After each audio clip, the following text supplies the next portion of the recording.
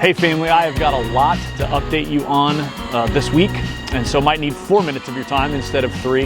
I'm filming this on Sunday, and my daughter graduates from high school today.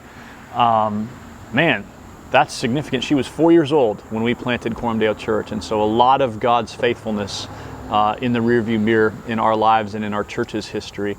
Listen, there's a lot I need to brief you on related to our plans for the next 3 or 4 weeks. Here's one question we've gotten from some of you. Some people have reached out and asked the question, hey, is Corumdale thinking about requiring masks in worship?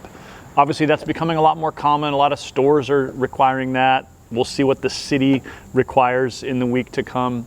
I want you to know the elders have, in fact, had lots of conversations about that question, and we are not opposed to that idea. We've chosen not to do it for now.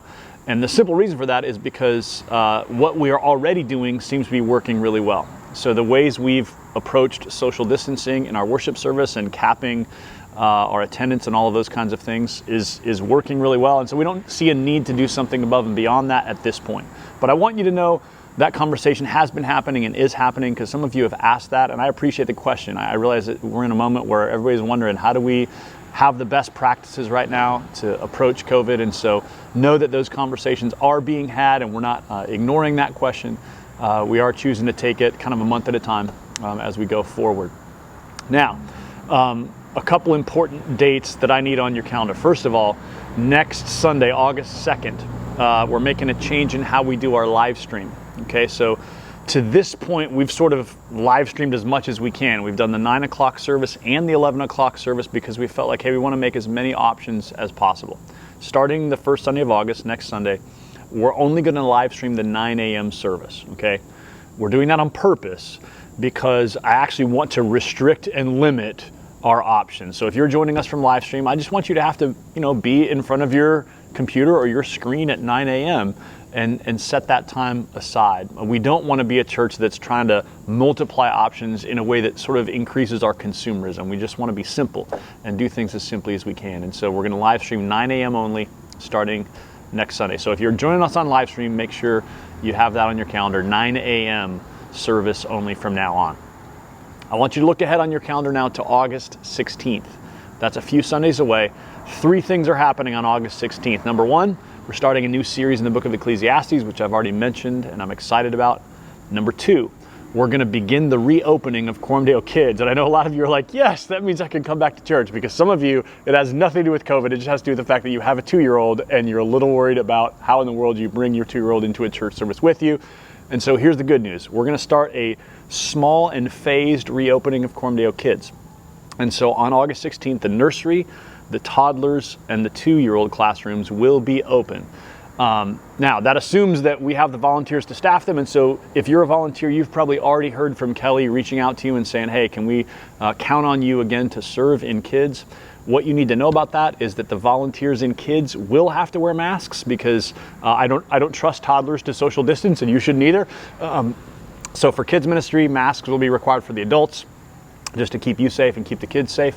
And again, we're going to approach that gradually. So if that goes well, we have a plan to reopen other classrooms, but we're going to start small, start with those simple early ages and see how that goes. So that's happening August 16th. The other thing that's happening August 16th is your gospel community is back in the swing of things again. Now, maybe some of you have already been meeting, but on August 16th, we're going to kick off all of our gospel community gatherings for the fall.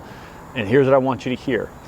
What we're inviting you to do, asking you to do as a gospel community is to gather men one week, women the next week. So alternate men and women. The reason for that is most of our gospel communities are about 15 people or more.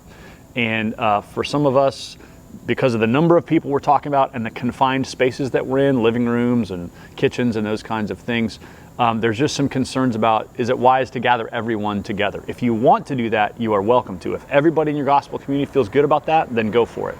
But what we want to say is, at the very least, just gathering sort of alternating weeks, the men of your gospel community and the women of your gospel community, that will kick off again August 16th. And we think that by doing that, we can continue to do that in a wise way, in a measured way, but we can continue to be committed together to being in community. As you know, gospel communities are the heart and soul of Coram Deo. They're really the essential discipleship structure in our church, and so we want to prioritize those in the ways that we can right now. And so for the fall, that's how we envision the gospel community rhythm going, is men meeting one week, women meeting the next week, alternating. Again, if you want to gather as a whole community, you're welcome to do that.